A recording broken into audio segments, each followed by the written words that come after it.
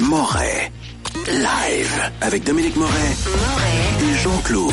Radio X. Je sais pas si vous avez vu les chiffres, ça a sorti la semaine passée dans le grand bilan des libéraux. Les libéraux 15 ans après, bon, qu'est-ce que ça a donné, etc., etc. Moi, ce que j'ai retenu, c'est que j'étais plus pauvre. Vous êtes plus pauvre qu'avant.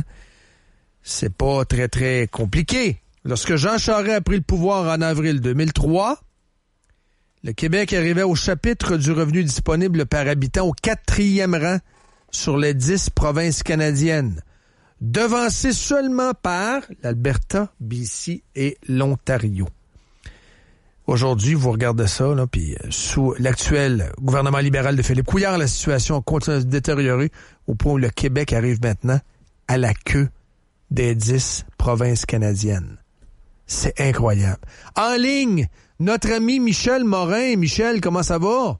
Bonjour, Dominique. Ça va très bien. Et vous-même? Très bien. On se déprime, hein, quand on regarde la vérité un peu, quand on se permet de garder la vérité, les vrais chiffres. On va te dire une affaire au Québec, il n'y a pas beaucoup de bonnes nouvelles. Là. Les chiffres de la richesse des Québécois, oh boy, ça m'a donné un coup de poing dans le pâteau saumon, comme on dit. C'est difficile. Ben, écoutez, s'il y avait 11 provinces canadiennes... On serait 11e. Il y en avait 12. Ah, Michel, on serait 12e. Ben oui, mais c'est ça. Peu à peu, comme vous l'avez très bien dit, peu à peu, oui. On est passé du 4e au 5e rang, au 6e rang, au 7e rang. On est rendu au fond de la cale, on occupe le dernier rang. Le dernier rang pour le pouvoir d'achat. Parce que c'est ça le revenu disponible. Le revenu disponible, là, c'est ce qui vous reste pour consommer et épargner. C'est ça la mesure, et c'est pas des chiffres qu'on a interprétés, là. C'est le dernier bulletin d'une dizaine de pages de Statistique Québec qui s'appelle Flash.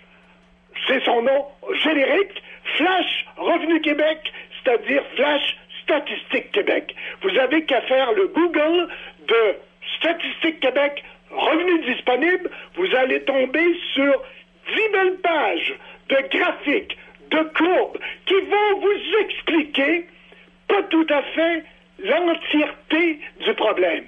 Parce que vous avez, depuis 15 ans, une augmentation du pouvoir d'achat, du revenu disponible par habitant, comme vous l'avez dit. Mais cette augmentation a été inférieure à l'inflation, tant et si bien que vous vous appauvrissez.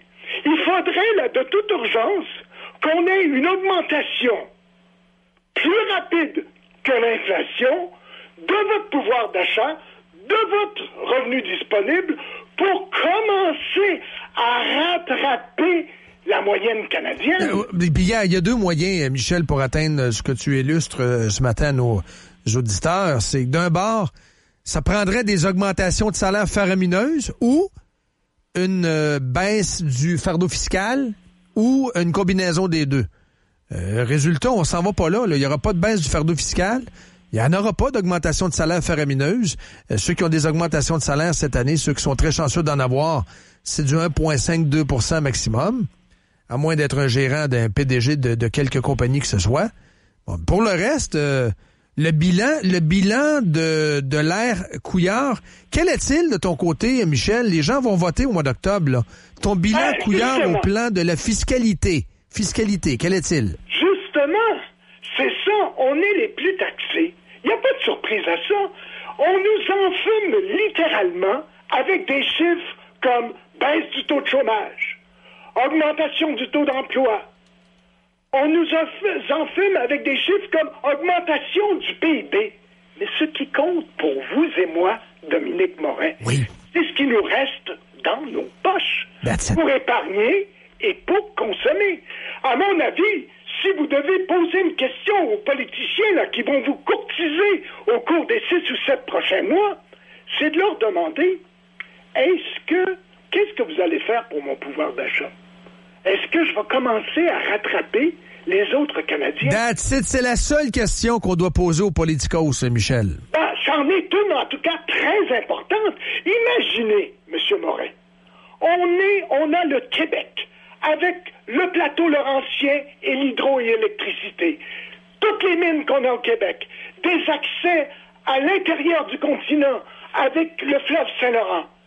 Et on n'arrive pas mieux que l'île du Prince-Édouard, qui est une île, une économie de pommes de terre. Un gros Trois-Rivières. Pas mieux à mettre de l'argent dans les mains des contribuables pour dépenser et épargner.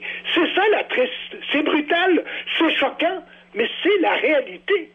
Alors, donc... j'aime ça. Allez-y, j'aimerais ça revenir. Dans le fond, qu'est-ce que ça dit? Qu'est-ce que ça dit sur le Québec? Tout ça, ce constat-là que vous venez de faire, qu'on est une espèce de gros île du Prince-Édouard. On disait qu'on était un gros Nouveau-Brunswick il y a 25-30 ans, à l'époque de Jean Chrétien puis de Trudeau. Mais lorsqu'on parlait de toute autre chose, on parlait du bilinguisme à ce moment-là. Là, c'est tout autre discours, mais quand même, quand il y a des comparables avec les maritimes, c'est jamais éclatant. Qu'est-ce que ça dit, ça, sur le Québec? Incapable de se développer, on est à la quête avec l'Alberta, on veut le 12 milliards, on le veut, la péréquation. Qu'est-ce que ça révèle sur le Québec, ça? Ça révèle qu'on s'appauvrit, comme je viens de le dire. C'est peut-être pas important pour certaines. On va sortir une statistique, voyez-vous. Oh oui. Une famille qui gagne moins de 15 000 $ par personne s'en tire mieux qu'en Ontario. C'est le genre de discours que beaucoup d'économistes tirent. Mais ça, c'est l'extrême minorité. C'est pas tout le monde qui gagne 30 000 $ par année et qui a 4 enfants. Pour l'ensemble des travailleurs et travailleuses, c'est un salaire plus élevé que ça. Et en bout de ligne, ce qu'ils constatent, c'est leur pouvoir d'achat qui stagne et même se rétrécit par rapport à l'augmentation de l'inflation. C'est ça la réalité. Et faut pas se surprendre, voyez-vous, que les Canadiens, qu'on soit aussi pauvres, que nos paiements de péréquation ne cessent d'augmenter. Je vais vous donner un autre chiffre. Allez-y. Celui de Statistique Canada, cette fois. Le premier, c'était le revenu disponible par habitant pour Statistique Québec.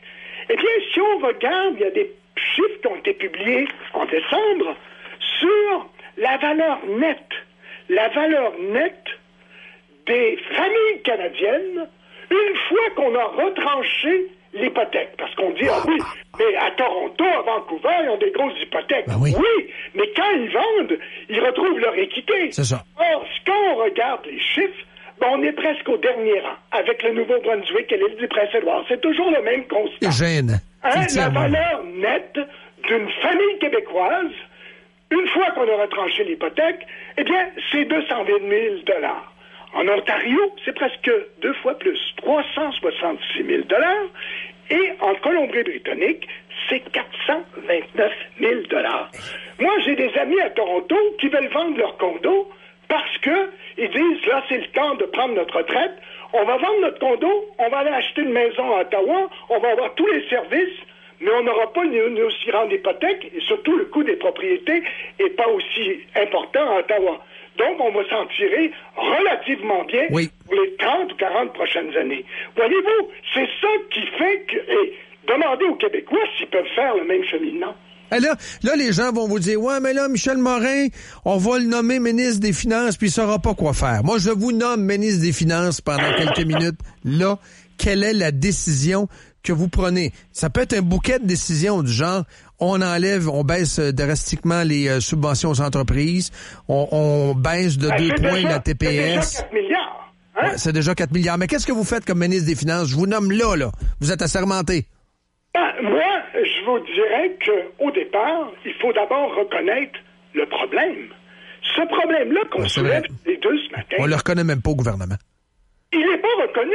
Il est identifié à travers des chiffres et tout ça, mais il n'est pas reconnu. Oui. Et on va vous parler pendant le temps de la campagne du taux de croissance du PIB qui vous en met pas plus sur les poches parce que c'est le gouvernement qui prend la place. Comprenez-vous? Qui vous en laisse moins comme pouvoir d'achat. Exact. Donc, pour répondre à votre question, je pense qu'il faut un changement de mentalité, un changement de culture, je dirais, pour que les Québécois redeviennent ce qu'ils étaient il y a 200 ou 300 ans, de véritables coureurs de bois, comme avec l'entreprise, on est capable d'entreprendre. Il y a beaucoup de gens, notamment à Québec, dans des secteurs de technologie, qui entreprennent. Mais il faut donner des coups de pouce supplémentaires. On parle... Ouais, mais là, des subventions, on en donne beaucoup, Michel, là. Des coups de pouce supplémentaires. Moi, je veux que le gouvernement se tasse. Le gouvernement doit se tasser un peu, Il ne faut pas saupoudrer, comme on l'a déjà dit. Il faut avoir des mesures cibles. Je vais vous donner un exemple. Oui. Pour les entreprises, si elles exportent, elles doivent avoir une reconnaissance pour ça. Il ne faut pas craindre des mesures radicales. Moi, une mesure que je prendrais, je pourrais en prendre, comme vous dites. Une mesure, mais parce que notre... je veux pas commencer aux familles, Michel. Michel, pense aux familles. Il nous reste 1 minute ou 2. Pense aux familles. C'est quoi ta mesure familiale, là? Qu'est-ce que tu fais pour les familles? Je pense qu'il faut simplement faire confiance au marché et permettre aux citoyens de prendre des décisions, qu'il s'agisse de garderie ou autre chose. C'est ça qui va nous coûter moins cher en définitive et qui va assurer plus de services.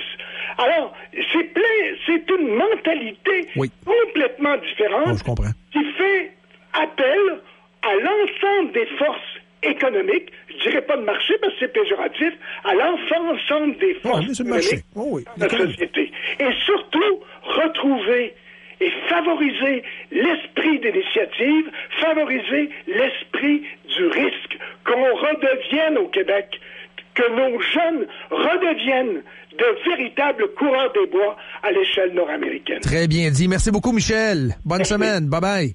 Donc, le goût du risque pour créer de la richesse. That's it, that's all. 8h58. Est-ce que notre cycliste mélomane est arrivé? Il s'en vient.